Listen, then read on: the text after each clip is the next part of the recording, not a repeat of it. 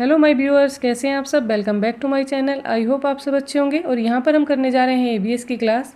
EVS के कुछ question लिए हैं हमने, वो एनसीईआरटी बेस्ड है और साथ में हम करा रहे हैं ईवीएस की पेडागोजी भी।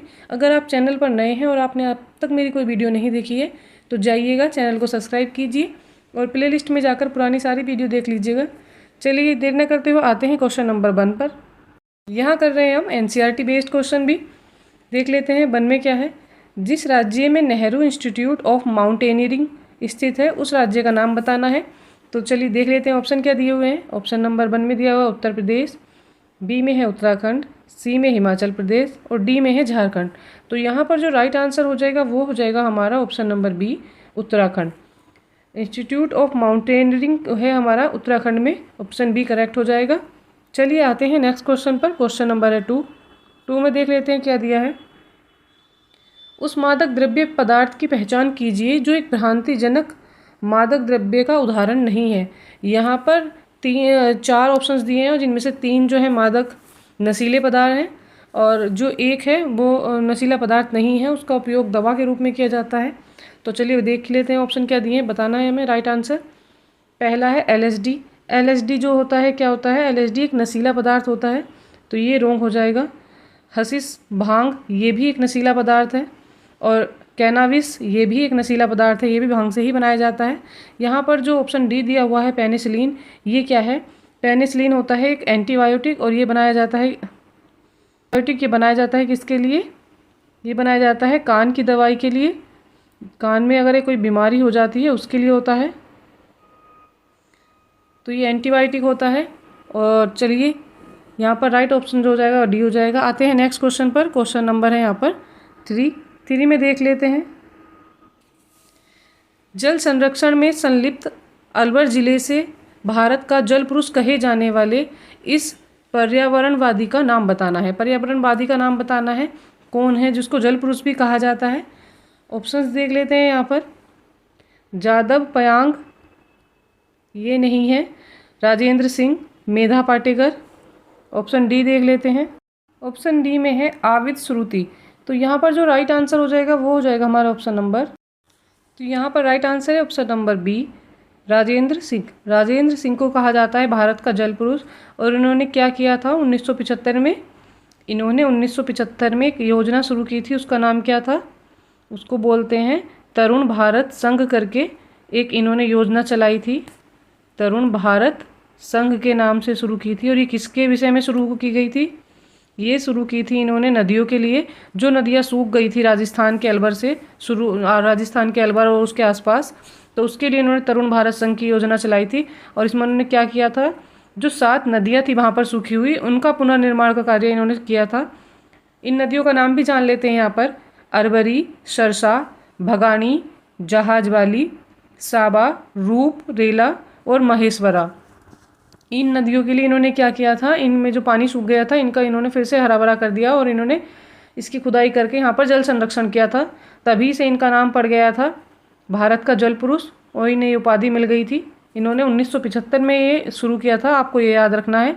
ये अक्सर पूछ लिया जाता है कि तरुण भारत संघ की स्थापना कब हुई थी, तो ये 1975 में हुई थी। और किसने की थी, राजेंद्र सिंह ने की थी। चलिए आते हैं नेक्स्ट क्वेश्चन पर। क्वेश्चन नंबर है यहाँ पर 4। वह प्रतिरूप जो कश्मीरी हाउस बोट पर चौखटी आरा पहेली के जैसे दिखता है वह है।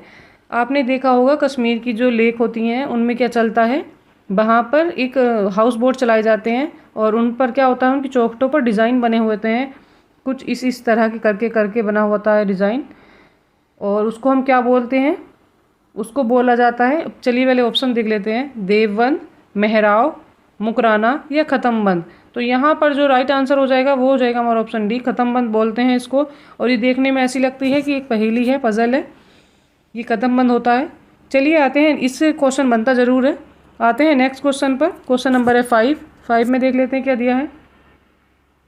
एक पारिस्थितिकी वातावरण के पिरामिड में तीसरा पोषण स्तर है, तो हमें तीसरे पोषण स्तर पर कौन होता है हमें ये बताना है पारिस्थितिकी वातावरणीय पिरामिड में। तो पिरामिड का चित्र मैंने यहाँ पर बना दिया है, देख लेते हैं क्या दे रखा है। ऑप्शंस देखते हैं, अपघटक, उत्पादक, शाकाहारी और मांसाहारी। तो यहाँ पर क्या होता है, जो पारिस्थितिकी पिरामिड होता है ऊर्जा का, वह कैसा होता है, सीधा होता है। और सबसे पहले उसमें क्या होता है, प्राथमिक स्तर, फिर होता है द्वितीय स्तर, फिर तृतीय और फिर होता है चतुर्थ स्तर। यहाँ पर प्राथमिक स्तर पर क्या हो जाते हैं, यहाँ उत्पादक हो जाते हैं। उत्पादक में कौन आते हैं, उत्पादक में आते हैं पेड़ पौधे, घास आदि। और द्वितीय स्तर पर कौन आता है, द्वितीय स्तर पर आते हैं शाकाहारी, जो इन पेड़ पौधों और घास को खाते हैं, जैसे टिड्डी हो गए, खरगोश हो गए। और फिर तृतीय स्तर आता है, उस पर कौन आते हैं, मांसाहारी, जो द्वितीय स्तर के शाकाहारी होते हैं उनको ये मांसाहारी खाते हैं, तृतीय स्तर वाले। और यहाँ पर पूछा जा रहा है तृतीय पोषण स्तर पर कौन होता है, तो यहाँ पर कौन होता है, मांसाहारी होता है। तो राइट ऑप्शन हो जाएगा हमारा यहाँ पर डी। अगर आपको ये डीपली पढ़ना है तो आप मुझे कमेंट करके बता सकते हैं, मैं इसको डीपली भी पढ़ा देती हूँ, ठीक है। तो आप मुझे कमेंट करके बताइएगा ज़रूर। अगर आपको EVS के कुछ टॉपिक डीपली पढ़ने हैं तो मैं उनको डीपली ही करा दूँगी, डिटेल में। मैंने कुछ टॉपिक कराए भी हैं, अगर आपने नहीं देखे हैं तो EVS वाली क्लास है मेरी CTET की, आप उसमें जाकर देख लीजिएगा। चलिए आते हैं नेक्स्ट क्वेश्चन पर।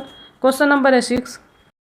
क्वेश्चन नंबर 6 में दिया है, दिल्ली से मुंबई यात्रा करते हुए गौरव जानी निम्नलिखित में से किन राज्यों से होकर गुजरेगा। तो हमें ये बताना है किन छोटे बड़े राज्यों से होकर गुजरता है। और दिल्ली से जा रहे हैं मुंबई, तो उसके लिए हमें क्या कर लेना है, सबसे पहले हमें यहाँ पर बना लेना है थोड़ा सा इंडिया का मैप। पूरा मैप तो मैं यहाँ पर आपको नहीं बना कर दिखा रही हूँ, मैं कुछ थोड़ा सा मैप का यहाँ पर बना रही हूँ, जो जितनी हमें ज़रूरत है उतना। तो यहाँ पर कहीं क्या होता है, यहाँ होता है दिल्ली। बात हो रही है क्या कि वह जा रहा है दिल्ली से कहाँ, वह दिल्ली से जा रहा है मुंबई। तो ये मान लीजिए यहाँ पर दिल्ली है और यहाँ से जा रहा है वो मुंबई के लिए। उसको क्या करना पड़ेगा, किन राज्यों से गुजरना पड़ेगा, उसको गुजरात से भी गुजरना पड़ेगा। गुजरात कहीं यहाँ आ जाता है, यहाँ बीच में राजस्थान भी आ जाएगा। तो वह कौन कौन से राज्यों से गुजरेगा, राजस्थान, गुजरात, और बीच में क्या आएगा, मुंबई से पहले क्या आ जाएगा, मुंबई से पहले महाराष्ट्र भी आ जाएगा। तो तीनों राज्य से गुजरेगा। यहाँ पर ऑप्शन नंबर जो बी है वो हो जाएगा हमारा करेक्ट हो जाएगा। बी नंबर जो ऑप्शन है, B is the right answer. चलिए मैंने आपको मैप बनाकर दिखा दिया है। अगर आप बोलते हैं तो मैं इसको व्हाइट बोर्ड पर भी आपको मार्कर के द्वारा करा सकती हूँ। चलिएगा आते हैं नेक्स्ट क्वेश्चन पर। क्वेश्चन नंबर है यहाँ पर 7। मनाली में चमेली किस प्रकार के आवास में रहती है। मनाली से है एक लड़की चमेली, उसके बारे में बात हो रही है। तो मनाली के घर कैसे होते हैं, ऑप्शंस देख लेते हैं यहाँ पर। प्रवाल, बांस के खंभों से बने घर। प्रवाल और बांस के खंभों पर बने घर कहाँ होते हैं, ये होते हैं कहाँ, असम राज्य में होते हैं। तो ये ऑप्शन तो हो जाएगा यहाँ पर रॉन्ग। बी में देख लेते हैं, खपरेल और मिट्टी के घर। खपरेल और मिट्टी के घर कहाँ पर बनाए जाते हैं, ये बनाए जाते हैं राजस्थान में। तो ये ऑप्शन भी गलत हो जाएगा।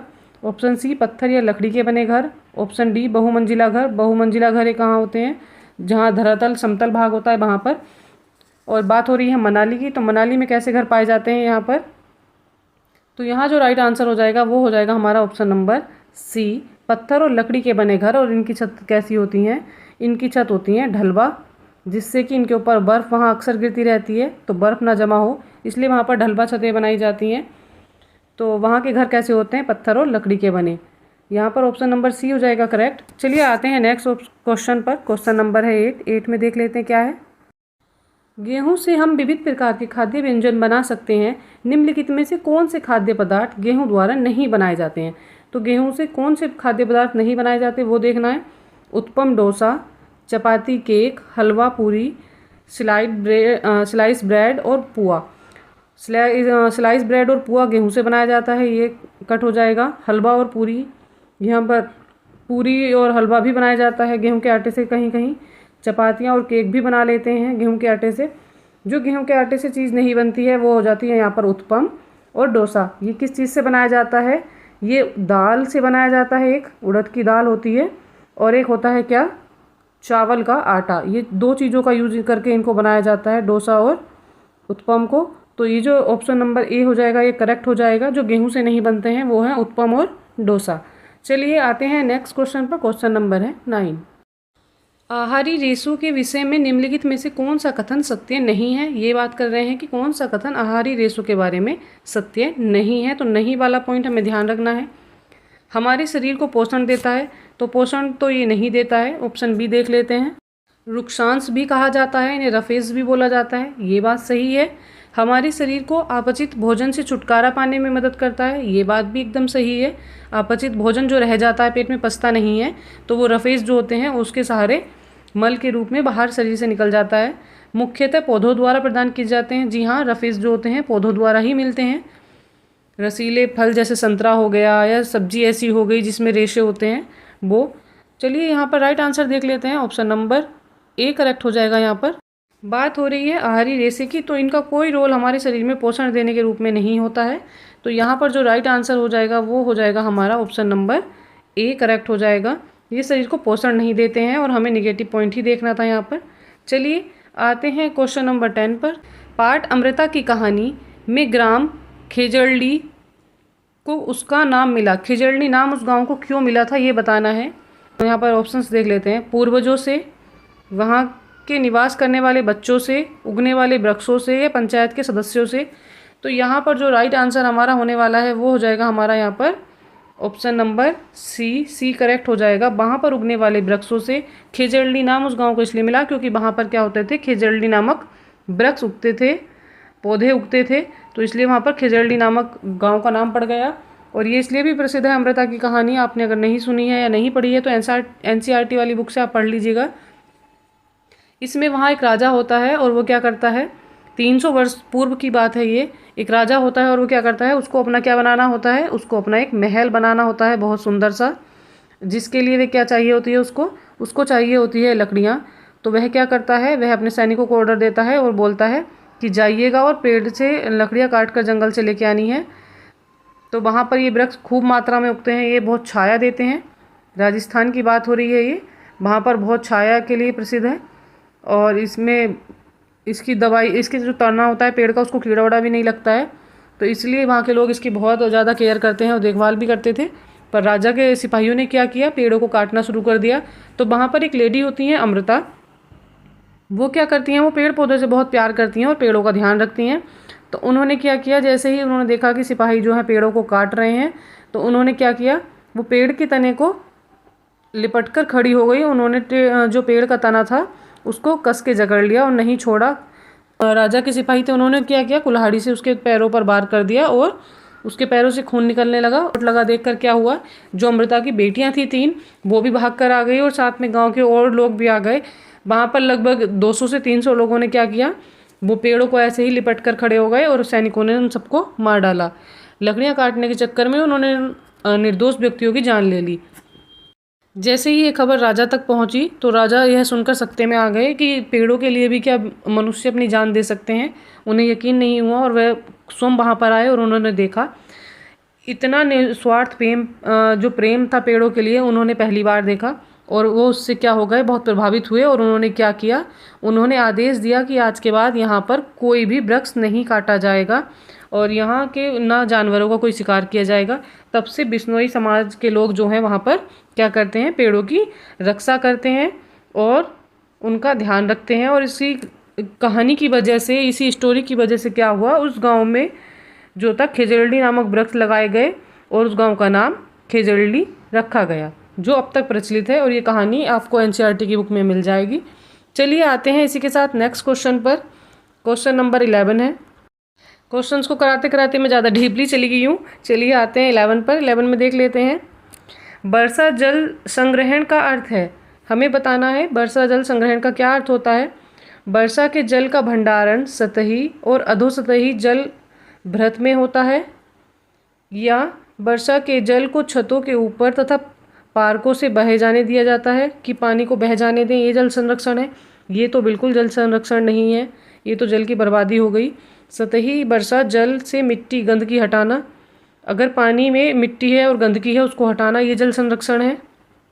जल संग्रहण है, सतही वर्षा जल से लवण हटाना, ये जल संग्रहण है। तो ये संग्रहण नहीं है। यहाँ पर जो राइट आंसर हो जाएगा वो हो जाएगा हमारा ऑप्शन नंबर ए करेक्ट हो जाएगा। यहाँ पर ऑप्शन नंबर ए में दिया हुआ है कि वर्षा के जल का क्या होता है, सतही भंडारण होता है। अर्थात क्या किया जाता है, टैंकों में उसको इकट्ठा कर लिया जाता है या तालाब बनाकर उसको इकट्ठा कर लिया जाता है। और अधो सतही होता है, मतलब कि ज़मीन के अंदर गड्ढे बनाकर क्या कर लिया जाता है, पानी को स्टोर किया जाता है, वर्षा के जल को। चलिए आते हैं नेक्स्ट क्वेश्चन पर। ऑप्शन नंबर ए करेक्ट हो जाता है यहाँ पर। हम आते हैं नेक्स्ट क्वेश्चन पर। क्वेश्चन नंबर है 12। कक्षा 3 की एक EVS शिक्षिका प्रीति संप्रेषण यात्रा थीम के लिए उसे क्या करना है, संप्रेषण करना है, अर्थात यात्रा करनी है कहीं की। को रचनात्मक पद्धति का प्रयोग करके पढ़ाना चाहती है। उसे यात्रा के बारे में पढ़ाना है और उसको वो चाहती है कि उसमें रचनात्मक पद्धति का यूज किया जाए। तो वह क्या करना चाहती है, उसको उसके लिए क्या करना चाहिए। ऑप्शंस देख लेते हैं। संप्रेषण से संबंधित भूमिका निभाने को प्रोत्साहित करेगी, विवादास्पद विषयों से संबंधित विचार विमर्श को प्रोत्साहित करेगी, किसी नज़दीकी डाकघर पर ले जाने के लिए क्षेत्र भ्रमण की योजना बनाएगी, या श्याम पट पर एक प्रभावी शिक्षण साधन के रूप में प्रयोग करेगी। तो यहाँ पर जो राइट आंसर हो जाएगा वो हो जाएगा हमारा ऑप्शन नंबर सी करेक्ट हो जाएगा। यहाँ पर भ्रमण की बात हो रही है, यात्रा की बात हो रही है, तो वो क्या करेगी, नज़दीकी डाकघर में जाएगी, क्षेत्र भ्रमण करेगी, और ये जो है ज़्यादा रचनात्मक कार्य हो जाएगा। बच्चे यहाँ पर जाएंगे, क्षेत्र भ्रमण करेंगे और देखेंगे। बच्चे क्या करते हैं, जाएंगे डाकघर में, देखेंगे क्या क्या चीज़ें होती हैं, कैसे कैसे रहता है यहाँ का सिस्टम। तो बच्चे देखकर ज़्यादा सीख जाएंगे, तो ये रचनात्मक कार्य हो जाएगा। ऑप्शन नंबर सी करेक्ट है इसका। चलिए आते हैं क्वेश्चन नंबर 13 पर। लोक कथाएँ पर्यावरण अध्ययन शिक्षण के लिए एक महत्वपूर्ण संसाधन है। जो लोक कथाएँ होती हैं, जो पुराने से चली आ रही कहानियाँ हैं, कथाएँ हैं, वो एक क्या होती हैं, महत्वपूर्ण संसाधन के रूप में होती हैं। निम्नलिखित में से कौन से कथन इस तथ्य की उपयुक्त व्याख्या प्रदान करते हैं। तो कौन से कथन हैं जो इस बात की पुष्टि करते हैं। चलिए देख लेते हैं ऑप्शंस क्या दिए हैं। लोक कथाएं बच्चों की कल्पना का विकास करते हैं। जी हाँ, ये बिल्कुल सही बात है। बच्चे जब लोक कथाएं सुनते हैं तो वो इमेज अपने दिमाग में बना लेते हैं और उन चीज़ों का क्या करने लगते हैं, काल्पनिक चित्रण करने लगते हैं। जैसे उनके दादा बताते हैं कि यहाँ पर एक अब से बहुत टाइम पहले क्या था, एक बहुत बड़ा बरगद का पेड़ था, वो बहुत घना था, बहुत ज़्यादा छाया देता था। तो बच्चे क्या करते हैं, इमेजिन करने लगेंगे, उस चीज़ को सोचने लगेंगे कि हाँ वाकई कितना घना पेड़ होगा, कैसा होगा, कैसे उसकी छाया होती होगी। तो बच्चे कल्पना का विकास करते हैं, बच्चों की कल्पना का विकास होता है। ये बात यहाँ पर सही हो जाएगी। बी में देख लेते हैं। लोक कथाएं बच्चों को अपने परिवेश से जोड़ती हैं। ये बात भी यहाँ पर सही हो जाएगी, परिवेश से जोड़ती हैं। बच्चों को पता लग जाएगा कि हमारे यहाँ आसपास क्या क्या चीज़ें थीं, क्या नहीं थी, तो वो उससे जुड़ जाते हैं। लोक कथाएं बच्चे को पर्यावरण के बारे में नैतिक संदेश देती हैं। यहाँ पर कोई नैतिक संदेश की बात नहीं हो रही है, ये इसकी कथन की पुष्टि नहीं कर रहा है। डी में देख लेते हैं। डी में दिया है लोक कथाएं बच्चे में रुचि का विकास करती हैं। तो यहाँ पर ये बात भी नहीं हो रही है। यहाँ पर पूछा गया है संसाधन के रूप में कैसे काम करती हैं, वो पूछा जा रहा है। चलिए यहाँ पर राइट आंसर देख लेते, एक ऑप्शन और बचा है यहाँ पर, ऑप्शन नंबर ई, उसको देख लेते हैं। ई में दिया है लोक कथाएं बच्चों में सृजनात्मकता का विकास करती हैं। तो जो सी और डी पॉइंट है वो इसी में आ जाता है, जो यहाँ पर ऑप्शन नंबर ई दिया हुआ है। तो इसमें ये दोनों पॉइंट इंक्लूड हो जाते हैं, इसलिए उनको अलग से नहीं किया जाएगा, इसी को सुटेबल माना जाएगा। क्योंकि यहाँ पर 5 पॉइंट किसी में भी नहीं दिए हैं, केवल हमें 3 ही सेलेक्ट करने हैं। तो जो सबसे सुटेबल यहाँ पर बैठ जाते हैं, लोक कथाएं कल्पना का विकास करते हैं, ए सही हो जाएगा। और लोक कथाएं बच्चों को परिवेश से जोड़ती हैं, बी भी सही हो जाएगा। और लोक कथाएं बच्चों में सृजनात्मकता का विकास करती हैं, तो ई भी सही हो जाएगा। यहाँ पर जो सबसे सुटेबल और राइट आंसर है यहाँ पर, वो है option number C. C is the right answer. चलिए आते हैं नेक्स्ट क्वेश्चन पर। 14 में दिया है प्राथमिक स्तर पर पर्यावरण अध्ययन के शिक्षण अधिगम में सामूहिक क्रियाकलाप क्या करता है। अगर आप प्राथमिक स्तर पर पर्यावरण का अध्ययन शिक्षण करा रहे हैं तो उसके दौरान आप क्या करते हैं, कोई सामूहिक क्रियाकलाप देते हैं, मतलब बच्चों को समूह में कार्य करने के लिए दिया जाता है। तो वह क्या करता है ये बताना है। ऑप्शंस देख लेते हैं यहाँ पर क्या दिए हैं। असमान शिक्षार्थियों को सीखने की प्रक्रिया में सम्मिलित करने के लिए सहायक है, अर्थात कोई बच्चा जल्दी सीख जाता है, कोई कम गति से सीखता है, किसी बच्चे को ज़्यादा रुचि होती है, किसी को कम होती है। पर जब समूह में काम करते हैं तो बच्चे बराबर मात्रा में काम करना चाहते हैं। एक दूसरे को देखकर बच्चे क्या करते हैं, बराबरी की भागीदारी करते हैं। तो ऑप्शन नंबर ए हो जाएगा यहाँ पर। बी में देख लेते हैं शिक्षक को सरलता से छात्रों का मूल्यांकन करने देते हैं। यहाँ पर मूल्यांकन की बात नहीं हो रही है, सभी छात्रों में प्रतिस्पर्धा को प्रोत्साहित करता है। जी नहीं, बच्चों में प्रतिस्पर्धा नहीं लानी है, उनमें कोई कंपटीशन नहीं करवाना है कि एक बच्चा ज़्यादा आगे निकल जाए, एक पीछे रह जाए। कंपटीशन की बात नहीं हो रही है। बच्चे एक दूसरे को देखकर सीखने की कोशिश करते हैं, अनुसरण करते हैं। विस्तृत प्रकार के प्रत्ययों एवं कौशलों को सम्मिलित करने में सहायक है। तो यहाँ पर किसी भी विस्तृत कौशल की बात नहीं की जा रही है। यहाँ पर जो बात की जा रही है वो की जा रही है यहाँ पर ऑप्शन नंबर ए करेक्ट हो जाएगा। असमान जो शिक्षार्थी होते हैं उनको सीखने की प्रक्रिया में सम्मिलित किया जा रहा है, अर्थात उनको समूह में कार्य दिया जा रहा है, तो वो इजीली सीख पाएंगे। जो बच्चे जल्दी नहीं सीखते हैं, अकेले अकेले काम नहीं करना चाहते हैं, तो समूह में उन्हें काम करने में इंटरेस्ट आएगा, उनकी रुचि बढ़ जाएगी। तो यहाँ पर ऑप्शन नंबर ए करेक्ट हो जाएगा। आते हैं नेक्स्ट पर, क्वेश्चन नंबर है 15। कक्षा 5 का विद्यार्थी अनिल अपने शिक्षक कृष्णन से पूछता है कि ऐसा क्यों है कि पानी में पत्थर जो है पानी में डूब जाता है और कागज़ नहीं डूबता है। कृष्णन को क्या करना चाहिए, जो उसका टीचर है उसको क्या करना चाहिए। चलिए देख लेते हैं क्या ऑप्शंस दिए हैं। ठोस अवधारणा के बारे में समझाए बच्चे को, और ऑप्शन बी देखते हैं। बी में दिया है पत्थर भारी है और कागज़ हल्का है, इसकी व्याख्या करें। ये बात किसी हद तक सही हो सकती है, पूर्णतः सही नहीं है। अनिल से कहे कि यह पता लगाए कि कौन सी दूसरी चीज़ें पानी में डूब जाती हैं और यह चीज़ें पानी में क्यों डूब जाती हैं, आप अपनी अन्य बड़ी कक्षाओं में पढ़ेंगे। तो यहाँ पर जो राइट आंसर हो जाता है ये हो जाता है हमारा ऑप्शन नंबर सी करेक्ट हो जाएगा। अनिल से कहेंगे कि पत्थर और कागज़ की तुलना करे और उत्तर ढूंढे, तो उत्तर नहीं ढूंढ सकता है। अगर उत्तर उसको पता होता तो वो यह क्वेश्चन पूछता ही नहीं। तो यहाँ पर जो सबसे सुटेबल आंसर बैठता है वो बैठता है सी। उसको पता लगाने के लिए कहेंगे कि देखिए ऐसा क्या होता है और कौन कौन सी चीज़ें डूबती हैं और कौन सी तैर जाती हैं, और जैसे ही वो नेक्स्ट कक्षा में आएगा तो उसके बारे में बड़ी डीपली पढ़ पाएगा, डीपली उसको पढ़ाया जाएगा बड़ी कक्षाओं में आने के बाद। तो यहाँ पर हो जाएगा ऑप्शन नंबर सी करेक्ट हो जाएगा। क्वेश्चन नंबर देख लेते हैं 16। जल के विषय में एक इकाई पढ़ाते समय एक कक्षा 4 की पर्यावरण अध्ययन की शिक्षिका बच्चों को स्वच्छ एवं सुरक्षित पेयजल की उपलब्धता पर उनके पड़ोस से सर्वेक्षण के लिए भेजने की योजना बना रही है। वह चाह रही है कि वह पेयजल के बारे में अपने आसपास से जाने और उसके बारे में एक योजना बना रही है। तो शिक्षिका क्या प्रयास कर रही है, ऑप्शंस देख लेते हैं। विभिन्न क्षेत्रों में जल सुविधाओं के बारे में रिपोर्ट तैयार करने के लिए कह रही है, ऐसा नहीं है। सामाजिक पहलुओं के पर्यावरणीय कारकों के साथ एकीकृत करने के लिए कह रही है, ये बात यहाँ सही हो जाएगी। ऑप्शन सी देख लेते हैं। सी में दिया है छात्रों की सहायता करने की, जिससे कि वे अपने पड़ोस की जल संबंधी समस्याओं के बारे में सीखें, ये बात यहाँ पर गलत हो जाएगी। यहाँ देख लेते हैं ऑप्शन नंबर डी भी बचा हुआ है, उसमें क्या कह रहे हैं। डी में बात हो रही है अध्याय को पढ़ाने के समय स्वयं के बोझ को कम करना चाहती है। वह चाह रही है कि उन्हें योजना बना करके उन्हें बाहर भेज दिया जाए तो उसका बोझ कम हो जाएगा, ऐसा नहीं है। यहाँ पर जो राइट आंसर हो जाएगा वो हो जाएगा हमारा ऑप्शन नंबर बी। तो यहाँ पर जो राइट आंसर हो जाएगा ऑप्शन नंबर बी हो जाएगा। सामाजिक पहलुओं को पर्यावरणीय कारकों के साथ एकीकृत करना चाह रही है, अर्थात जो समाज के पहलू हैं और पर्यावरण के जो कारक हैं वो उनको एकीकृत करना चाह रही है, जिससे बच्चे आसानी से सीख पाएँ। चलिए आते हैं नेक्स्ट क्वेश्चन पर। क्वेश्चन में देख लेते हैं क्या है। तानी ने एक कहानी पढ़ी है जिसमें एक लोमड़ी आलू बुखारा खाना चाहती है और वो एक ऊंचे पेड़ पर लगा है। आलू बुखारा इतना ऊंचा है कि उस तक वह लोमड़ी नहीं पहुंच पा रही है, और जब वह उसको नहीं खा पाती है तो क्या कहती है कि आलू बुखारा जो है खट्टा है, और यह कहकर वह चली जाती है। तानी ने पहले कभी आलू बुखारा नहीं देखा है, लेकिन कहानी पढ़ने के बाद वह यह जान गई है कि आलू बुखारा क्या है। आलू बुखारा जो होता है एक फल होता है। यह घटना निम्नलिखित में से किस अधिगम की पुष्टि करती है। तो हमें ये बताना है कि ये घटना किस अधिगम की पुष्टि कर रही है। ऑप्शंस देख लेते हैं। यहाँ पर बच्चे इंद्रियगत अनुभवों से सीखते हैं।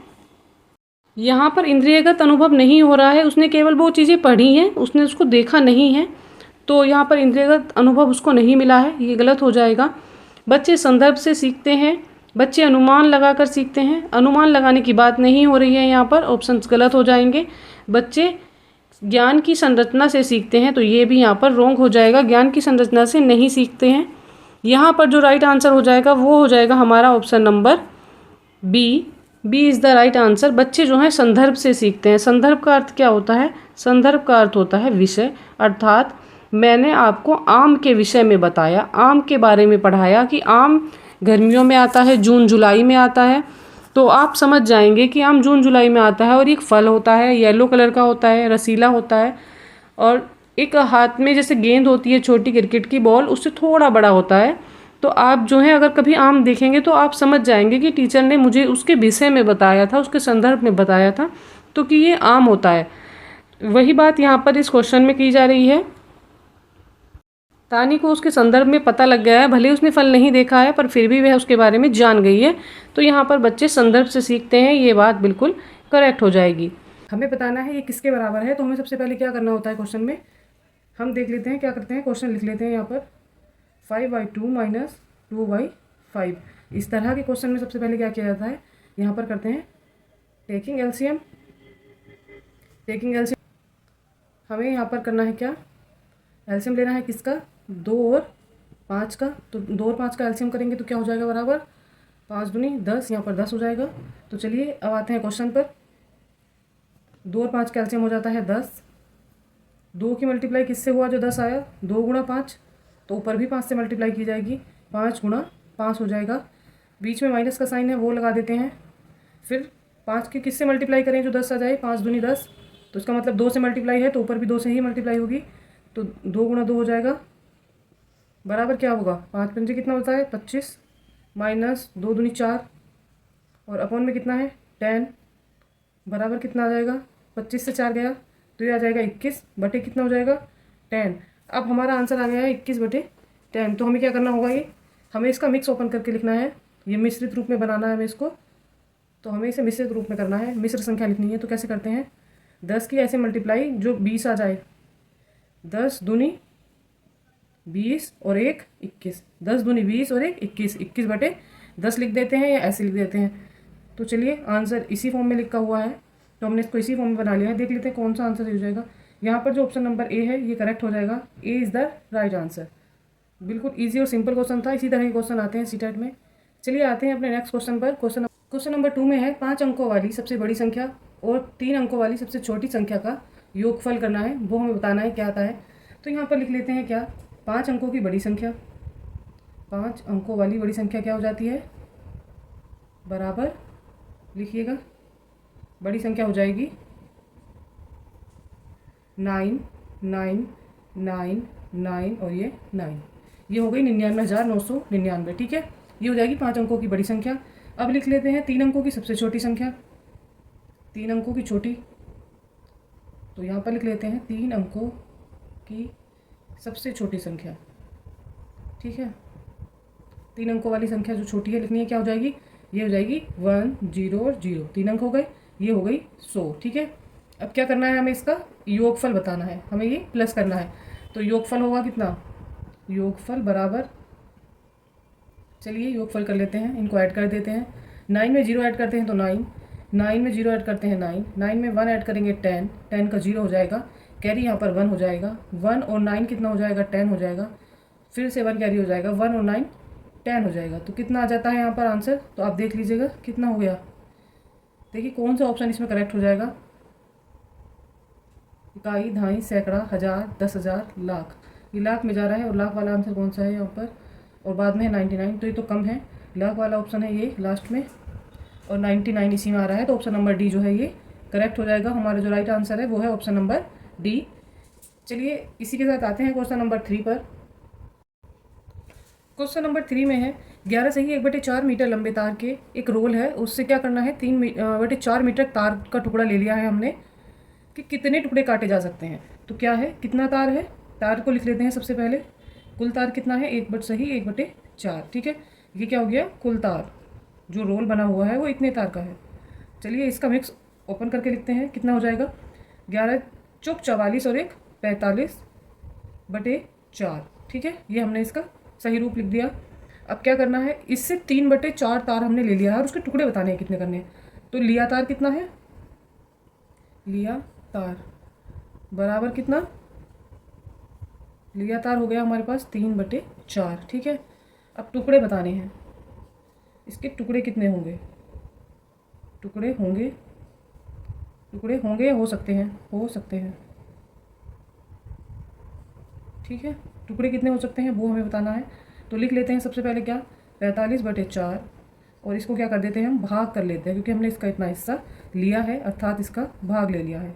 ठीक है, तो हम इसको कैसे करेंगे, इसको कहाँ लेकर जाएंगे, जो डिवाइड करते हैं तो ये मल्टीप्लाई में लिखा जाता है, फिर इसको यहाँ लेके जाएंगे और इसको इसके साथ लिखेंगे। तो कैसे लिखते हैं इसको हम, ये लिख लेंगे हम 45/4, और गुणा में लिखते हैं जब इसको तो ये उल्टा होकर लिखा जाता है, नीचे की संख्या ऊपर चली जाती है, अपोजिट हो जाती है, और ऊपर वाली नीचे आ जाती है। भाग अगर कर रहे हैं कहीं पर तो हमें उसे क्या कर सकते हैं, उसे मल्टीप्लाई लगाकर उल्टा करके लिख सकते हैं, ऊपर नीचे वाली संख्या लिख सकते हैं और नीचे ऊपर वाली आ जाएगी। तो यहाँ पर 4 से 4 कैंसिल हो जाएगा और 3 से 45 कैंसिल हो जाएगा, 3 × 3 बचता है 1, 15, 3 पंजे 15, तो ये आ जाएगा कितना 15, यहाँ पर आ जाता है 15, और ये हो जाएगा कितना, आंसर किस मीटर में नहीं पूछा है, केवल यहाँ पर टुकड़े पूछे हैं, तो यहाँ पर टुकड़े हो जाएंगे कितने, 15 टुकड़े हो जाएंगे उसके। ठीक है, और ऑप्शन देख लेते हैं कौन सा। ऑप्शन नंबर 1 करेक्ट हो जाएगा इसमें। इस क्वेश्चन का जो आंसर सही है option number A is the right answer. बहुत ईजी और सिंपल क्वेश्चन है, बिल्कुल बेसिक तरीके से करा रही हूँ। चलिए आते हैं क्वेश्चन नंबर 4 पर। क्वेश्चन नंबर 4 में दिया है 1300 प्लस 13 इकाई प्लस 13 धाई और क्या है 1000 माइनस 1000 है, बराबर किसके होगा। आंसर यहाँ पर दिया ही हुआ है। तो चलिए देर न करते हुए आते हैं क्वेश्चन पर। क्या करना है, 1300 लिखना है, तो हमें सबसे पहले क्या करना पड़ेगा, 13 और इसके साथ क्या हो जाएगा गुना 100, ये करना है हमें। बराबर कितना हो जाता है ये 1300। ठीक है, फिर है 13 इकाई, इसका मतलब क्या हुआ 13 और गुणा इकाई का मतलब क्या होता है 1 से मल्टीप्लाई हो रही है, तो 13 ही करना कितना हो जाएगा 13। ठीक है, नेक्स्ट देख लेते हैं प्लस 13 धाई। तो 13 धाई का मतलब क्या हुआ, 13 की मल्टीप्लाई हो रही है 10 से, तो बराबर कितना हो जाएगा 13 धाई 130। इसको भी लिख लेते हैं। अब हमने प्लस वाली संख्याएं लिख ली हैं, माइनस वाली हम बाद में करते हैं, पहले प्लस वाली को करते हैं। तो हमें क्या करना है, इनका योगफल करना है, इन्हें प्लस करना है, इनको प्लस कर लेते हैं। 3 में 0 ऐड करते हैं तो 3 हो जाएगा, 3 में 1 ऐड करते हैं तो 4 हो जाता है, फिर 3 में 1 ऐड करते हैं 4 हो जाता है, और यहाँ पर कितना बचता है, यहाँ आता है 1। ठीक है, ये हमने लिख लिया, ये हमारा आ गया एडिशन। अब क्या कह रहे हैं माइनस 1000, तो यहाँ पर क्या करना है, हमें यहाँ लिख लेना है माइनस 1000 करने पर। ठीक है, माइनस 1000 करने पर क्या देगा, तो आप यहाँ पर क्या कर लेते हैं, माइनस का साइन लगाकर इसमें लिख लेते हैं 1000। ठीक है, माइनस 1000। ठीक, माइनस 1000 करने पर ये आएगा। 3 से 0 माइनस करते हैं 3, 4 ऐसे का ऐसे ही रहेगा, 4 से 0 माइनस करेंगे फिर 4 ऐसे ही रहेगा, और 1 से 1 जाएगा तो यहाँ पर 0 हो जाएगा, अर्थात कुछ नहीं बचेगा। तो हमारे पास क्या बच जाता है, हमारे पास बच जाता है 443। देख लीजिए कौन सा ऑप्शन यहाँ पर करेक्ट हो रहा है। ऑप्शन नंबर हो जाएगा C correct, C is the right answer. बिल्कुल बेसिक और सिंपल लेवल से करा रही हूँ आपको। ठीक है, आते हैं इसी के साथ क्वेश्चन नंबर 5 पर। क्वेश्चन नंबर 5, 60, 72, 84 के सबसे छोटे सार गुणज और बड़े सार गुणनखंड का योगफल बताना है हमें। तो यहाँ पर बात हो रही है सबसे छोटे सार गुणज की। तो सार गुणज क्या होता है, सबसे छोटा सार गुणज, इसको हम क्या बोलते हैं, इसको बोलते हैं हम लोएस्ट कॉमन मल्टीपल। ठीक है, सबसे छोटा सार गुणज, तो लिख लेते हैं इसको LCM। ठीक है, LCM लोएस्ट कॉमन मल्टीपल। ठीक है, तो सबसे पहले हमें इसका LCM ही लेना है, तो हम करते हैं क्या, 60, 72 और कोमा 84 को ऐसे लिख लेते हैं। ठीक है, उसके बाद हम इसको करते हैं कि किससे डिवाइड होगा, देख लेते हैं कि तीनों नंबर उससे डिवाइड हो जाएं। बाद में सम संख्या है तो ये 2 से हो जाएगा। सबसे पहले छोटी सम संख्या से ही ट्राई करते हैं। 2 तिया 6, 0, 2 एकम 2, बचता है 1, 2 छंग 6 हो जाएगा। हाँ, 2 तिया 6 और 2 छंग 12, कोमा 2 चौक 8 और 2 दूनी 4। अभी फिर 2 से हो सकता है क्योंकि अभी भी 2 सम संख्या आ रही है लास्ट में। 2 एकम 2, बचता है 1, 2 पंजे 10, कोमा 2 एकम 2, बचता है 1, 2 अट्ठे 16, फिर 2 दूनी 4, 2 एकम 2, अभी और 2 से हो जाएगा क्योंकि यहाँ पर 18 दिया है। 15 ऐसा ही लिख देंगे और यहाँ पर 21 भी ऐसा ही लिख देंगे। ये 2 से नहीं कटता है, केवल 18 होगा, तो 2 नम 18। अब ये 2 से नहीं होगा, अब यहाँ पर आ जाती है विषम संख्या, तो ये हो जाएगी 3, 3 पंजे 15, 3 तिया 9, 3 सत्ते 21। हम अभी इसको और कर सकते हैं, तो कैसे हो जाएगा, 3 से ही हो जाएगा। 5 ऐसा ही लिखा रहने देंगे और 7 ऐसा ही लिखा रहने देंगे। 3 बन जा 3। हम तब तक इसको करते रहते हैं डिवाइड जब तक ये 1 1 ना जाए। अब करना है किससे, अब हो जाता है 5 से, तो यहाँ 1 हो जाएगा। 5 से करते हैं तो यहाँ 7 ऐसे ही रहेगा। अब 7 से कर लेते हैं और यहाँ पर ये फाइनली हो जाएगा कंप्लीट। 7 से सब जगह करते हैं तो सब जगह आ जाएगा क्या, 1 1 1। ठीक है, हमारे पास ये आ गया। हम इसका आंसर लिख लेते हैं, क्या आ जाएगा, 2 गुणा 2 गुणा 2 गुणा कितना 3, फिर गुणा 3 और गुणा कितना हो जाएगा 5 और गुणा में आ जाएगा क्या 7। अब हमने इसकी क्या कर लेनी है, हमें इसकी कर लेनी है मल्टीप्लाई। इन सब की मल्टीप्लाई कर लेते हैं तो क्या आ जाएगा हमारे पास, आपस में मल्टीप्लाई करके आता है इसका 2500। इतना कुछ हार्ड नहीं है, ये तो आ जाएगा यहाँ पर 2520। जो हमारी कैलकुलेशन आई है वही आई है। अब हमें देखना क्या है कि सब सार गुणनखंड का योगफल बताना है, तो हमें सार गुणनखंड भी इसमें निकालने होंगे। सार गुणनखंड निकाल लेते हैं, गुणनखंड। ठीक है, सार गुणनखंड निकालने के लिए हमें क्या करना पड़ता है, हाईएस्ट कॉमन फैक्टर अर्थात HCF हमें लेना है, इसका HCF। तो क्या कर लेते हैं, संख्याओं को लिख लेते हैं। पहले हम निकाल लेते हैं 60 का, इसको हम करते हैं किससे, 2 से हो जाएगा। 2 तिया 6, 0, फिर 2 से 15 आ जाएगा, और फिर यहाँ पर करते हैं किससे करेंगे हम इसको, 3 से, फिर 3 पंजे 15, फिर 5 से हो जाएगा और ये हो जाएगा 5 एकम 5। तो ठीक है, फाइनली इसका भी हो गया। अभी हमें करना है किसका, अब कर लेते हैं हम 70, यहाँ पर करते हैं हम 72 का। चलिए 72 का भी करके दिखा देती हूँ।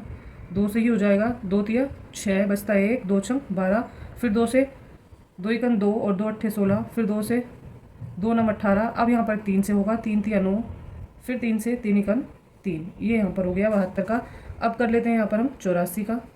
तो ये भी एक सम संख्या है, तो ये सम संख्या से ही हो जाएगा। 2 से हो जाएगा, 2 चौक हो जाएगा 8, और ये हो जाएगा 2 दूनी 4, फिर हो जाएगा 2 से 2 दूनी 4, 2 एकन 2, फिर हो जाएगा 2 से, तो ये हो जाएगा कितना 2 एकन नहीं 2 से नहीं होगा, अभी हो जाएगा 3 से, यहाँ पर विषम संख्या आ गई है। 3 सत्ते हो जाएंगे कितने 21, और यहाँ पर हो जाएगा ये 7 से 7 एकन 7। ठीक है, इतना हो गया है।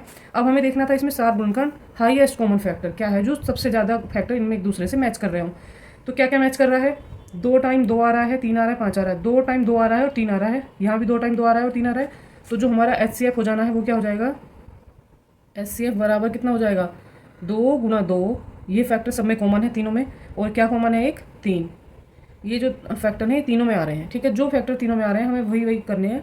तो 2 गुना 2 गुना 3, तो क्या हो जाएगा 2 दूनी 4 गुना 3 4 या 12, तो ये हो जाएगा 12। अब हमें बताना है इनका योगफल, तो योगफल बराबर क्या आ जाएगा, योगफल बराबर हो जाएगा कितना 2520 और प्लस कितना, प्लस आ जाएगा 12। ठीक है, इसको कर लेते हैं ऐड, 2 का 2 और यहाँ कितना है 2 और 1 कितना हो जाएगा 3, 5 ऐसे कैसे ही रहेगा और ये 2। तो देख लीजिए ये आंसर कौन से में आ रहा है, यही हमारा आंसर है। इसको मैच कर लेते हैं, ये आ रहा है हमारा ऑप्शन नंबर बी में, B is the right answer. तो क्वेश्चन नंबर 5 का जो आंसर करेक्ट हो जाएगा वो हो जाएगा कौन सा 2532। कवर मेथड भी होता है, इसको हम भागफल विधि से भी कर सकते हैं। चलिए वो किसी नेक्स्ट क्वेश्चन में मैं आपको एक्सप्लेन कर दूंगी। क्वेश्चन में पूछा गया है 2 क्रमागत सम संख्याओं का में से क्या होगा। तो यहाँ पर 2 क्रमागत सम संख्या में लेनी है, तो हम मान लेते हैं क्या लेंगे 2 क्रमागत सम संख्या, माना 2 क्रमागत सम संख्याएँ क्या है, क्रमागत सम संख्या। ठीक है, लिख लेंगे हम यहाँ पे सम संख्या बराबर हो जाएंगे 2 और कोमा 4। हमने 2 संख्याएं ले ली हैं, क्रम से लेनी है, तो 2 और 4 हो जाएंगी सम संख्याएं। अब हमें बताना है इनका मैस है, तो सबसे पहले हम क्या कर लेते हैं, हम 2 का मैस से निकाल लेते हैं। 2 एकन 2, ये हो गया हमारा यहाँ पर कंप्लीट, 2 का मैस आ गया ये। अब लेते हैं हम 4 का मैस है। मैसे का मतलब क्या होना है, हमें यहाँ पर हमें लेना है इनका HCF हाईएस्ट कॉमन फैक्टर, हमें इनका बताना है। 2 से हो जाएगा 2 दूनी 4, फिर 2 से करते हैं 2 एकन 2, तब तक करते हैं जब तक 1 नहीं आ जाता, और 1 आ गया है दोनों में।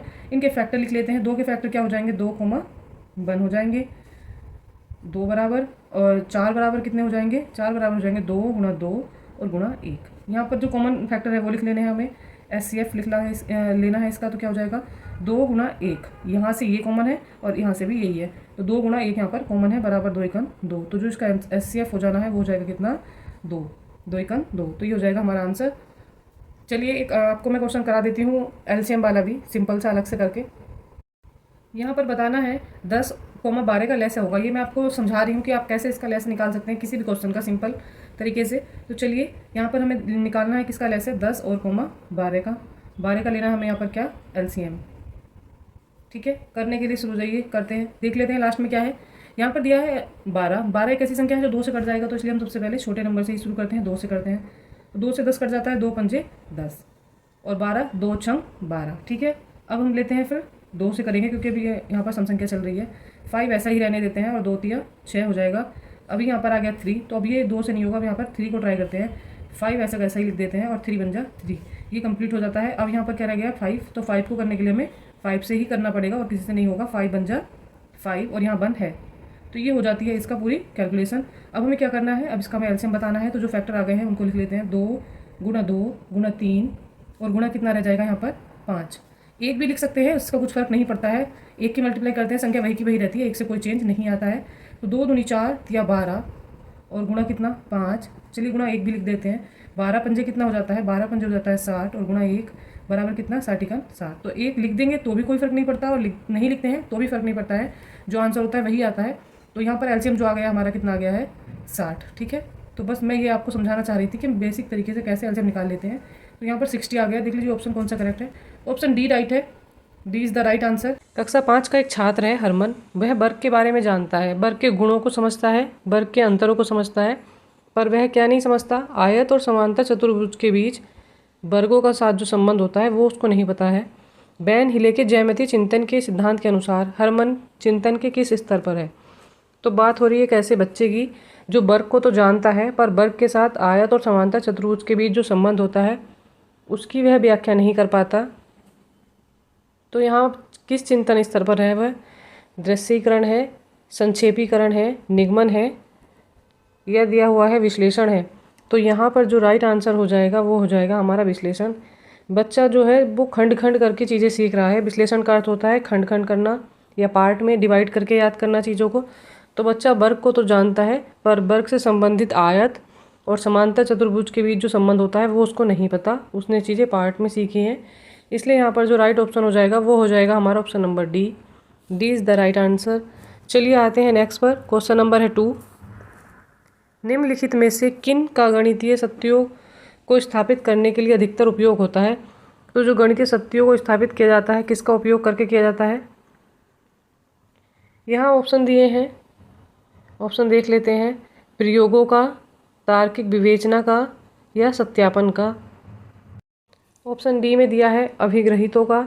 तो यहाँ पर जो राइट ऑप्शन हो जाएंगे सी और डी हैं, तार्किक विवेचना और अभिग्रहितों का। तो सी और डी देख लीजिए किस में है। फर्स्ट में दिया है ए बी सी, तो यहाँ ए दे रखा है इसलिए गलत हो जाता है। केवल बी नहीं है, केवल ए और सी और डी हैं, तो इसमें ए दे रखा है इसलिए गलत हो जाता है। ऑप्शन नंबर जो डी है, D is the right answer. इसमें सी और डी दोनों दिया गया है। अब यहाँ पर समझ लेते हैं तार्किक विवेचना के बारे में क्यों बोला जा रहा है। तार्किक विवेचना होती है जो तर्क दिए होते हैं उनके बारे में चर्चा होती है। और साथ ही अभिग्रहिता का अर्थ क्या होता है? अभिग्रहित जो होता है वो स्वयं से सिद्ध होता है, अर्थात इसका प्रयोग करके दूसरी चीज़ों को सत्यता की जांच की जाती है। तो इसीलिए अभिग्रहित तो मोस्ट इम्पोर्टेंट पार्ट हो जाता है सत्यों को जांचने में। तो ऑप्शन नंबर सी और डी करेक्ट हो जाएगा। चलिए आते हैं इसी के साथ नेक्स्ट पर। क्वेश्चन नंबर है यहाँ पर 3 में दिया है निम्नलिखित में से कौन सा गणित के अधिगम करते हुए सौंदर्य परक मूल्यों के विकास के लिए सहायक है? तो गणित के अधिगम के बारे में बात हो रही है। कौन सा ऐसा है जो सौंदर्य परक मूल्य को बढ़ाता है? विद्यार्थियों को अधिक प्रश्नों को हल करने के अवसर देने चाहिए। बार बार ड्रिल कार्य देना उचित नहीं होता है, इसलिए ऑप्शन नंबर ए गलत हो जाएगा। विभिन्न कलाओं, वास्तुकला और रंगोलियों में गणित के उपयोग का अन्वेषण करना चाहिए। जो वास्तुकलाएं हैं, कला है, रंगोली है, उसमें क्या करना चाहिए? गणित के उपयोग का अन्वेषण करना चाहिए, अर्थात गणित के उपयोग की खोज करनी चाहिए, कुछ नया नया खोजना चाहिए। अन्वेषण का अर्थ होता है खोज। और ऑप्शन नंबर सी में दिया है यहाँ पर विद्यार्थियों को उनके आसपास की गणितीय स्थितियों की जांच करने के लिए और स्वयं से प्रश्न बनाने के अवसर प्रदान करने चाहिए। तो ये बात भी यहाँ पर एकदम से करेक्ट हो जाएगी। तो जो ऑप्शन नंबर सी है वो भी करेक्ट है और जो ऑप्शन नंबर बी है वो भी करेक्ट है। चलिए ऑप्शन देख लेते हैं क्या दिए हैं। ए कोमा बी दिया है, बी कोमा सी, तो ये तो सही हो जाएगा। ए और सी, ए वाला ऑप्शन गलत है तो इसलिए गलत हो जाएगा। केवल बी नहीं है, साथ में सी भी रहेगा। तो यहाँ पर जो राइट आंसर हो जाएगा वो होएगा हमारा बी और सी। ऑप्शन नंबर सी करेक्ट है, सी इज़ द राइट आंसर। चलिए आते हैं नेक्स्ट पर। क्वेश्चन नंबर है यहाँ 4 में दिया है व्यक्तियों का उनके स्वयं के पिछले प्रदर्शन या स्कोर के सापेक्ष प्रदर्शन या अंकों की तुलना की जाती है तो क्या कहलाती है? उसको क्या बोलते हैं? बेंचमार्क बोलते हैं, इप्सेटिव आकलन बोलते हैं, या मानदंड संदर्भित आकलन बोलते हैं, सामान्य संदर्भित आकलन बोलते हैं। तो यहाँ पर जो आंसर हो जाएगा वो हो जाएगा वी राइट। इसको बोलते हैं इप्सेटिव आकलन। और ये होता है क्या? स्वयं के द्वारा जो आकलन किया जाता है ये उसको बोला जाता है। तो ये स्वयं के द्वारा कौन सा आकलन होता है? यहाँ पर अपने पिछले अनुभवों के द्वारा, जैसे कि मान लीजिए आपने पहले कोई कार्य किया और वो आपसे इतना अच्छा नहीं हुआ, आपने पुनः उसे दूसरी बार ट्राई किया, आप उसमें बेहतर करते हैं, तो आप खुद समझ पाते हैं कि पहले आपने उसमें क्या कमियां की थी, क्या गलतियां थी और क्या वो आपने उसमें सुधार कर लिया है। तो जो किया गया कार्य है वो उसका आकलन खुद स्वयं ही अच्छा कर पाता है, दूसरे उसको इतना बेहतर नहीं समझ पाते हैं।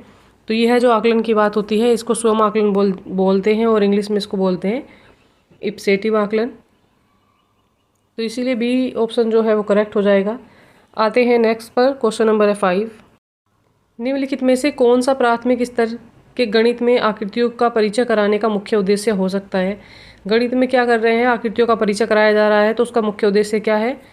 यहाँ पर दृश्यीकरण कौशल का विकास हो रहा है, ये बात सही है। दिक् स्थान संबंधी विवेचना कौशल का विकास हो रहा है, अर्थात जो मैप संबंधी जानकारियाँ होती हैं उस कौशल का विकास हो रहा है। आकृतियों के नाम याद करने हैं। आकृतियों के नाम याद करने से यहाँ कोई तालमेल नहीं बैठता है, केवल कौशलों के विकास हो रहे हैं, दृश्यीकरण और दिक् स्थान संबंधी। यहाँ पर ऑप्शन ए और बी करेक्ट हो जाएंगे। देख लेते हैं नीचे क्या ऑप्शन दिए हैं। करेक्ट हो जाएगा वो हो जाएगा हमारा, केवल ए नहीं है, बी भी है, केवल बी भी नहीं है, बी और सी नहीं है, ए और बी दोनों है। तो यहाँ पर ऑप्शन नंबर जो बी है वो करेक्ट हो जाएगा। चलिए आते हैं नेक्स्ट पर। क्वेश्चन नंबर है 6 में दिया है प्राइमरी स्कूली गणित शिक्षण एवं अधिगम हेतु निम्नलिखित में से कौन सी वस्तुओं का संसाधन कक्ष में होना आवश्यक है। अगर प्राइमरी की बात हो रही है, यहाँ पर प्राइमरी स्कूल की बात हो रही है, तो प्राथमिक कक्ष में कौन कौन सी चीज़ें होनी चाहिए। चार्ट हो, पुस्तकें हो, गुणन सारणी हो। ये बात तो सही है, ये चीज़ें अवश्य होनी चाहिए। जितने अट्रैक्टिव चार्ट होंगे, बात प्राइमरी लेवल की हो रही है तो बात कक्षा 1 के बच्चे की भी हो सकती है और नर्सरी वाले बच्चे की भी हो सकती है। तो वहाँ पर उन्हें चार्ट और पुस्तकें दिखाई जाती हैं, गुणन सारणियाँ दिखाई जाती हैं, अर्थात टेबल सिखाए जाते हैं, 2 का टेबल, सिंपल चीज़ें। ऑप्शन ए करेक्ट है। स्टेशनरी वस्तुएं जैसे पेन, पेंसिल, रूलर आदि की जरूरत। छोटे बच्चों को रूलर, पेन, पेंसिल की आवश्यकता नहीं होती है, क्योंकि अभी वे चित्रों को देखकर सीख रहे हैं, बात पहले लिखने की नहीं हो रही है। सी में देख लेते हैं मूर्त शिक्षण अधिगम सामग्री जैसे गणित की माला, टेनग्राम, त्रिविमीय आकृतियाँ, जियो बोर्ड, ब्लॉक, टाइल्स इत्यादि। तो प्राइमरी स्तर पर इन चीज़ों का बहुत ज़्यादा उपयोग होता है, जियो बोर्ड वगैरह का, जिसमें मैथ की ज्यामिति वाली आकृति होती हैं वो। ऑप्शन डी में दिया है सूची पत्र, शैक्षिक पत्रिकाएं तथा शिक्षक शिक्षिकाओं के पढ़ने हेतु। तो इससे बच्चों का कोई लेना देना नहीं है प्राइमरी स्तर पर। तो यहाँ पर जो राइट ऑप्शन हो जाएगा वो हो जाएगा ए और सी। चलिए ऑप्शन देख लेते हैं क्या दिए हैं यहाँ पर। केवल सी तो नहीं होगा, ए और बी वाला गलत हो जाता है, इसलिए ए और बी कट जाएगा। ए और सी, ए, सी और डी, तो डी वाला जो ऑप्शन है वो गलत है। यहाँ पर जो राइट ऑप्शन हो जाएगा वो हो जाएगा हमारा ऑप्शन नंबर ए और सी। ए और सी की बात हो रही है, इन चीज़ों की ज़्यादा आवश्यकता होती है प्राइमरी स्तर की पढ़ाई के लिए, जब बच्चे विद्यालय आना शुरू करते हैं तब की बात है ये। चलिए आते हैं नेक्स्ट पर। क्वेश्चन नंबर है 7। कक्षा 5 का एक विद्यार्थी विभिन्न ज्यामितीय आकृतियों को उनके गुणों और विशेषताओं के अनुसार पहचान सकता है, समूहीकरण कर सकता है। एक बच्चा क्या कर रहा है, चीज़ों को उनके गुण के आधार पर कि ये वर्ग है, इसमें 4 भुजाएं हैं, इसमें आमने सामने की भुजा बराबर है तो आयत है, के द्वारा पहचान लेता है, उनका समूहीकरण कर देता है। जो वर्ग वाली चीज़ें हैं उन्हें उस समूह में रखता है, और जो आयत के दिखने वाली चीज़ें आयत के समान तो उनको उसके समूह में रखता है। निम्नलिखित में से कौन सा संज्ञानात्मक कौशल सर्वाधिक उपयुक्त रूप से बच्चे के उपयुक्त कार्य को पूरा करने में सहायता करता है। तो हमें संज्ञानात्मक कौशल की बात करनी है, बच्चा कौन से कौशल का उपयोग करके ये सब कर रहा है। तो ये आगमन विधि है, अपघटन विधि है, उत्क्रमणीयता है या वर्गीकरण है। तो यहाँ पर जो राइट आंसर हो जाएगा वो हो जाएगा हमारा ऑप्शन नंबर डी, वर्गीकरण। बच्चा क्या कर रहा है, चीज़ों को उनके गुणों और विशेषताओं के आधार पर क्या कर रहा है, समूहकरण कर रहा है। समूहकरण का मतलब होता है वर्गीकरण, उनको वर्गों में बांट कर लिख रहा है, जो जिस वर्ग की चीज़ है उसको उसी वर्ग में रख रहा है। ऑप्शन नंबर डी करेक्ट हो जाता है, D is the right answer. निम्नलिखित में से कौन सा क्रियाकलाप प्राथमिक कक्षाओं के विद्यार्थियों को दैनिक जीवन में मुद्रा अवधारणा के शिक्षण के लिए सर्वाधिक उपयुक्त है। बात हो रही है प्राइमरी स्तर के बच्चों की ही, और उन्हें सिखाया जा रहा है जो मुद्रा की अवधारणा है वो मतलब जो पैसे होते हैं उनके बारे में उनको सिखाया जा रहा है कि पैसे क्या होते हैं, रुपए क्या होते हैं। तो बच्चे को कैसे ज़्यादा अच्छे से सिखाया जा सकता है ये पूछा जा रहा है, और दैनिक जीवन की बात हो रही है।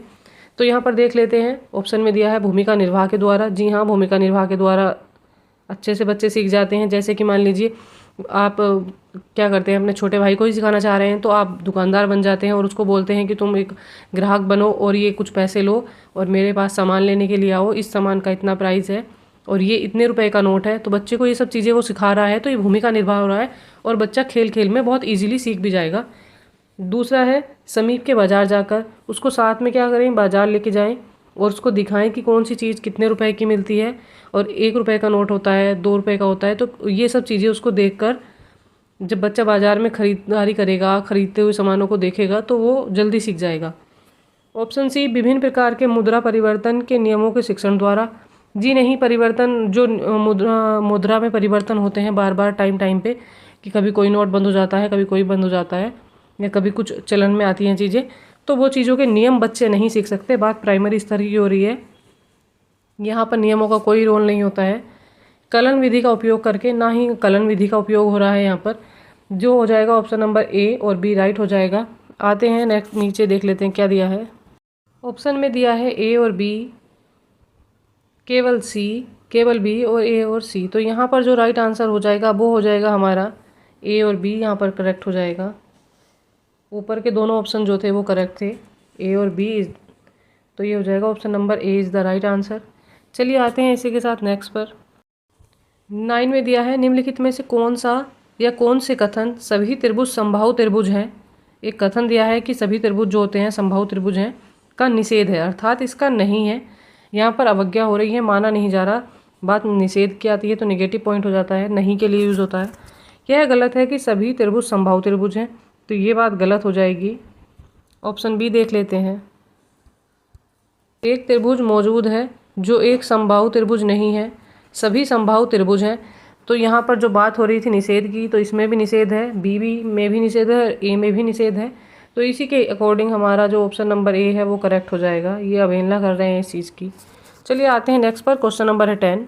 10 में देख लेते हैं। 10 में बात हो रही है, एक बालिका व्यक्त करती है यदि ए बी सी डी से छोटी है। ए बी है, यहाँ पर लिख देते हैं ए बी। ए बी का मतलब हो गया क्या, ये सी डी से छोटी है, तो यहाँ पर कुछ सी डी ऐसे आ जाएगी। फिर बोल रहे हैं सी डी रेखा ई एफ से छोटी है। सी डी किससे छोटी है, ये ई एफ से छोटी है। तब रेखा ए बी जो है ई एफ से छोटी होगी। ये जो रेखा ए बी है ये ई एफ से छोटी है। जी हाँ, जब ये सी डी से छोटी है और सी डी से ई एफ बड़ा है तो ये सबसे छोटी ए बी हो गई, तो इसका मतलब ये ई एफ से भी छोटी हो जाएगी। तो ये बात यहाँ पर सही है। मापन के कौन से गुणधर्म का यहाँ उल्लेख किया गया है, बताइए कौन सा गुणधर्म लगा है। सहचारी गुणधर्म, जी नहीं, सहचारी नहीं है। क्रम विनिमय भी नहीं है। संक्रमिता गुणधर्म है, संरक्षण गुणधर्म है, तो यहाँ पर हो जाएगा संक्रामिता। तो ऑप्शन नंबर सी करेक्ट हो जाएगा, अर्थात सब सेम ही क्रम के हैं, तीनों में एक ही बात फॉलो हो रही है। वो उससे छोटी है, वो उससे छोटी है, तो यहाँ पर क्रम की बात हो रही है। ऑप्शन नंबर सी करेक्ट हो जाता है इसी के साथ। आते हैं नेक्स्ट पर। क्वेश्चन नंबर है 11। कक्षा 1 के बच्चे को गिनती और अंक की अवधारणा के शिक्षण हेतु निम्नलिखित में से कौन सा खेल विधि का एक उदाहरण है। तो एक कक्षा 1 के बच्चे को क्या कर रहे हैं, गिनती सिखानी है, तो उसके लिए देख लेते हैं क्या ऑप्शन दिए हैं। यहाँ पर दिया है शिक्षक शिक्षिका बच्चों को खेल के मैदान में लेकर जाएं और उन्हें गिनती का पाठ करवाएं। तो पाठ करवाना जो आ जाएगा ये बिल्कुल एकदम निगेटिव उसमें आ जाता है कीवर्ड में, तो ये गलत हो जाएगा। बच्चे को कुछ भी खेलने की अनुमति दें क्योंकि यह अंकों के ज्ञान और गणन के कौशल को बढ़ावा देगा। कुछ भी खेलने से बच्चा खेलना नहीं सीख जाएगा। ऑप्शन सी में देखिए, शिक्षक शिक्षिका मूर्त वस्तुएं जैसे पत्थर के टुकड़े, टोकन, मोती आदि को उपयोग करें और बच्चों को दें और निर्देश के अनुसार इनको वस्तुओं को खेलने की अनुमति दें। उनको बताएं कि चलिए इनको लाइन में रखते जाइए और एक एक करके अलग करते जाइए, सबको मिक्स करके दे दें। बोले कि इनको वर्गीकृत कीजिए, कि मोतियों को अलग कीजिए और जो है टोकन है उनको अलग कीजिए और गिनिए कितने हैं, तो बच्चा उससे गणना ही सीख जाएंगे। ये बिल्कुल एकदम राइट हो जाएगा। डी में भी देख लेते हैं क्या दिया है। शिक्षक शिक्षिका अंक चार्ट का उपयोग करें। यहाँ पर अंक चार्ट की बात हो गई है, प्रारंभ में ही है, तो ये तो देखते ही गलत हो जाएगा। यहाँ जो करेक्ट आंसर है वो सी है, वो मैं आपको एक्सप्लेन कर चुकी हूँ कैसे।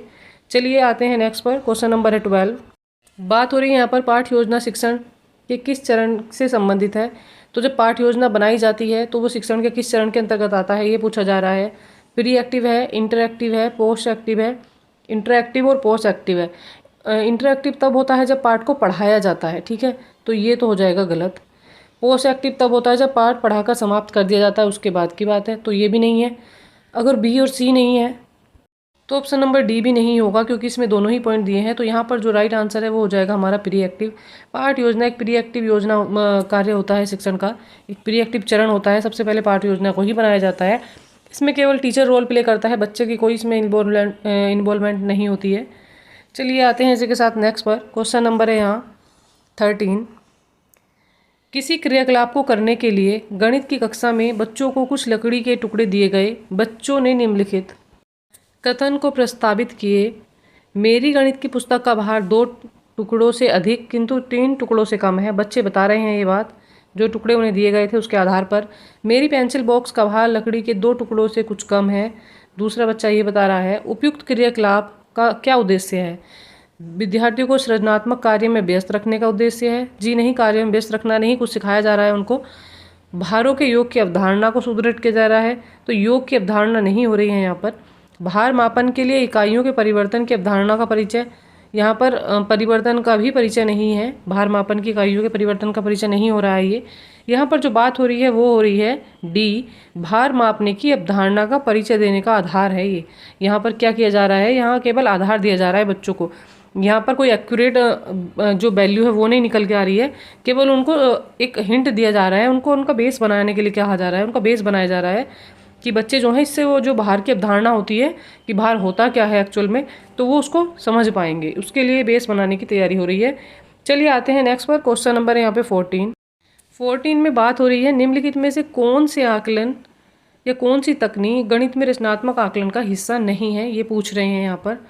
तो रचनात्मक आकलन होता क्या है? पोर्टफोलियो में क्या होता है? पोर्टफोलियो में बच्चे का पूरा बायोडाटा रखा जाता है, सब कुछ रखा जाता है, पूरा रिकॉर्ड जो बच्चा शुरू से अंत तक करता है। बच्चे पर पूरा ध्यान रखा जाता है कि बच्चे में कहाँ समस्यात्मक कमी आ रही है तो क्यों आ रही है, बच्चे का फैमिली बैकग्राउंड कैसा है, समस्या किस वजह से है, कहीं पेरेंट की वजह से नहीं है या कुछ और रीज़न तो नहीं, तो वो पोर्टफोलियो में आता है। उसके सारे जो रिकॉर्ड होते हैं वो रखे जाते हैं उसमें। रूबिक्स क्या होता है? रूबिक्स होता है क्या? स्कोरिंग उपकरण होता है एक तरह का। तो यह भी रचनात्मक आकलन में ही प्रयुक्त किया जाता है, रूबिक्स जो होता है। अवलोकन तो जब आकलन करते हैं वो रचनात्मक आकलन के अंतर्गत ही आता है। मान लीजिए आपने कक्षा में कोई पाठ पढ़ा रहे हैं और साथ ही साथ बच्चे का अवलोकन भी कर रहे हैं, आकलन भी कर रहे हैं, तो ये भी रचनात्मक आकलन से जुड़ा हुआ माना जाता है। तीनों सही है, बात पूछी है निगेटिव नहीं। तो सत्र के अंत में आकलन होगा, ये कोई रचनात्मक आकलन के अंतर्गत नहीं आता है। सत्र के अंत में हो रहा है तो इससे आप बच्चे में कोई उपचारात्मक समस्या समाधान नहीं कर सकते हैं। तो इसका जो राइट आंसर है वो हो जाएगा हमारा option number D is the right answer. बताइए आपको आज की क्लास कैसी लगी। और मैं यहाँ पर कराती हूँ all subject, EVS, Hindi, English, pedagogy, math की भी, और साथ ही जो नॉर्मल पेडागोजी है वो भी कराती हूँ। सीटेट अपर एंड प्राइमरी दोनों लेवल के लिए। अगर आप चैनल पर नए हैं और आपने अब तक कोई वीडियो नहीं देखी है तो प्लीज़ जाइए चैनल को सब्सक्राइब कीजिए और पुरानी सारी वीडियो देखिएगा। सीटेट की अधिक तैयारी के लिए बने रहिएगा। Thank you.